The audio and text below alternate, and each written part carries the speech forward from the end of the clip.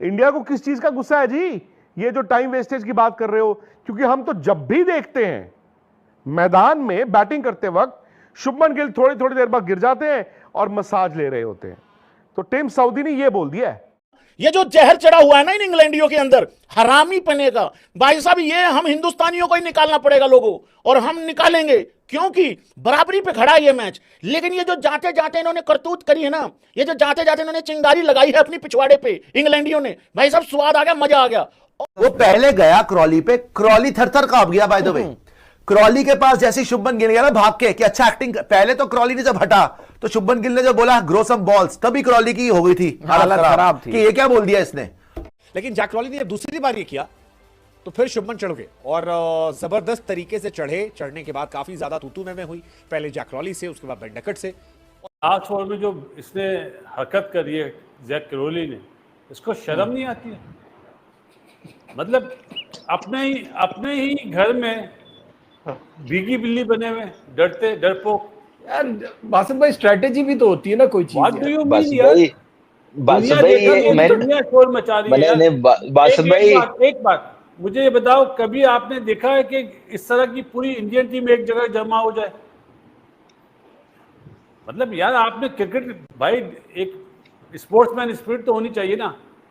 चलो उंगली पे बॉल लगी समझ में आते, 3 बॉल पहले डिले टैक्टिक्स, ऐसा नहीं होता यार। समझ रहे हैं? आग इधर भी है, आग उधर भी है। मतलब इंडिया को गुस्सा जो चढ़ा था इंटू 10 हो जाना है। इंग्लैंड ने सीधा सीधा इंडिया के कप्तान को अटैक किया है। उन्होंने कहा है कि इंडिया ये जो गुस्सा दिखा रहा है लास्ट ओवर में, आप टाइम वेस्ट इंग्लैंड के बैट्समैन को कह रहा है, वो भी तो यही करते हैं। उन्होंने तो इंडिया के कप्तान का नाम ले दिया भाई। उन्होंने बोला हम तो जब भी देखते हैं यार शुभमन गिल बैटिंग करते हुए गिर जाते हैं और मसाज लेते हैं। एक्चुअली देखा जाए ना, इस टेस्ट मैच में और इस सीरीज में जो तड़का था वो मिल गया है। क्योंकि ये टेस्ट मैच ना 3 दिन बड़ा बोरिंग सा चल रहा था कि यार गर्मी भी इतनी है, बॉलरों के लिए बेजान है, कोई उसमें लाइफ ही नहीं है, पता नहीं क्या होगा क्या नहीं होगा। तीनों रिजल्ट पॉसिबल हैं, इंडिया भी जीत सकता है, इंग्लैंड भी जीत सकता है, बट यार इस विकेट पे ना ड्रॉ ज्यादा लगता है। नहीं नहीं नहीं नहीं नहीं, से मोहम्मद सिराज करा, ए भाई रुक रुक रुक रुक रुक, मेरी आइटम मेरी आइटम मेरी आइटम, मैं लड़ूंगा। देखा तुम लोगों ने सिराज का रिएक्शन देखा? भैंस की भाई सिराज कह रहा भाई मेरा काम है, ये मेरा काम है, ऐसे कैसे भाई?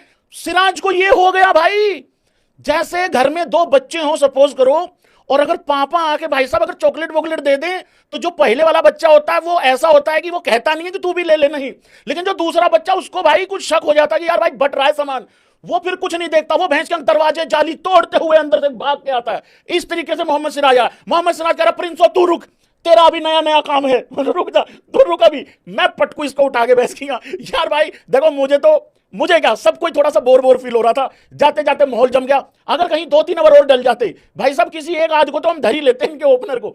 भाई मैं एक बात बताऊं आप लोगों को, मैं कसम खा के कह रहा हूं, आप लोगों ने भी नोटिस किया होगा, हम सब बात कर रहे हैं ये जो पंगा हुआ है, अबे रुको। वो पहले गया क्रॉली पे, क्रॉली थर थर कांप गया बाय द वे। क्रॉली के पास जैसे ही शुभमन गिल गया ना भाग के कि अच्छा एक्टिंग, पहले तो क्रॉली ने जब हटा तो शुभमन गिल ने जो बोला ग्रो सम बॉल्स, तभी क्रॉली की हो गई थी हालत खराब थी कि ये क्या बोल दिया इसने।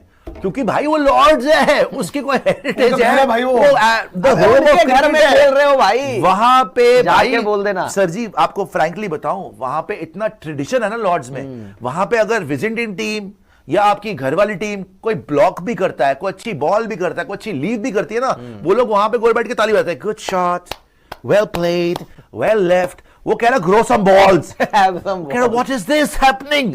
उसके बाद वो आ गया, पहले तो उसे क्रॉली को चुप कराया, उसके बाद जब क्रॉली के हाथ पे लगी और उसने फिजियो को बुलाया कि फिजियो टाइम तो वेस्ट कर रहा था, टाइम तो क्रॉली वेस्ट कर रहा था, क्लियर प्लान था। दोस्तों क्रॉली और गिल के झगड़े में अब इंग्लैंड टीम के कंसल्टेंट टीम साउदी कूद पड़े हैं और गिल को लेकर उन्होंने प्रेस कॉन्फ्रेंस में कहा कि गिल अक्सर पिच पर लेटकर मसाज लेते रहते हैं। इस पर अब मीडिया पूरी तरह से भड़क कर टीम सऊदी को जोश धो रही है। उसके रिएक्शन आपने देखे और आगे देखिए कि जैक क्रॉली और गिल के झगड़े को लेकर मीडिया आगे क्या रिएक्शन दे रही है। मुझे लगता है कि ये जो आग लगी है दोनों ड्रेसिंग रूम्स में, अब आप देखेंगे इंग्लैंड भी आएगा कल। इंग्लैंड कि इज्जत दांव पर है। उन्होंने बेसबॉल किया, अब वो शट डाउन नहीं कर सकते। बट आज जो जैक क्रॉली ने किया, जो टाइम वेस्ट किया एक ओवर कम खेलने के लिए, मुझे ऐसा लगा कि इंग्लैंड ने ना शायद अपने डर को दुनिया को दिखा दिया। आमतौर पर आप क्या होते हैं ना, यू स्टैंड ब्रेव, आप डर को दिखाते नहीं हो। इंग्लैंड ने आज ये बता दिया कि हम एक ओवर नहीं खेलना चाहते, हम डर रहे हैं, हम एक विकेट नहीं गंवाना चाहते। और इंडिया ने यह दिखा दिया कि तुम्हारी ऐसी की तैसी, अब आओ। शुभमन गिल तो टोटल पंजाबी हुए थे यार, मतलब वो उंगली ऐसे ऐसे कर करके उन्होंने जैक क्रॉली से लड़ाई लड़ी। लेकिन बाद में जो टिम साउदी ने, इंग्लैंड कंसल्टेंट ने आके बोल दिया, अब बताइए जब ये ड्रेसिंग रूम में बात जाएगी तो इससे क्या होगा।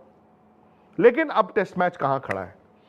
उससे पहले ये जो इंग्लैंड ये उतरे हैं ना दोनों, मैं बताता हूं कैसे।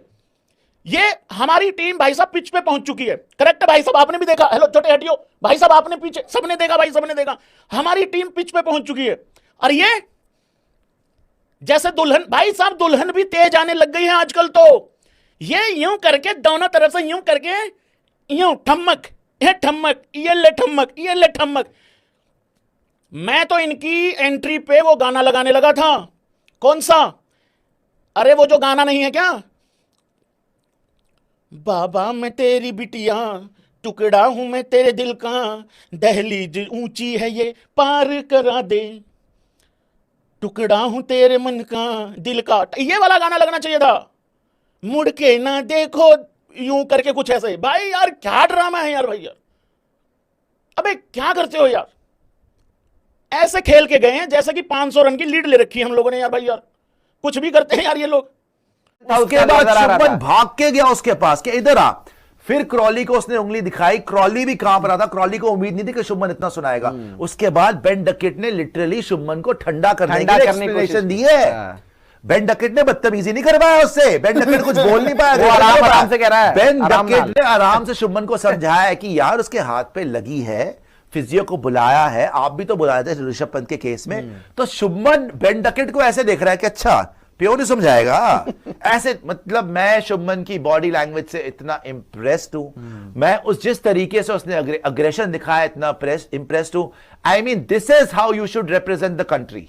मामला 3 दिन, कल का दिन और परसों का दिन, हर गोरा, हर इंग्लिशमैन, हर ऑस्ट्रेलियन, पूरी दुनिया भी टेस्ट मैच देगी। क्योंकि आज जो हो गया है ना, उन्होंने सपने में भी नहीं सोचा होगा। लॉर्ड्स के इतिहास जैक क्रॉली, जिन्हें बैटिंग करनी शायद नहीं आती है क्योंकि बहुत दिन से उनको बैटिंग करते हमने देखा नहीं है, वो इस दिन थोड़ा डरे डरे नजर आए। काफी ड्रामा रहा।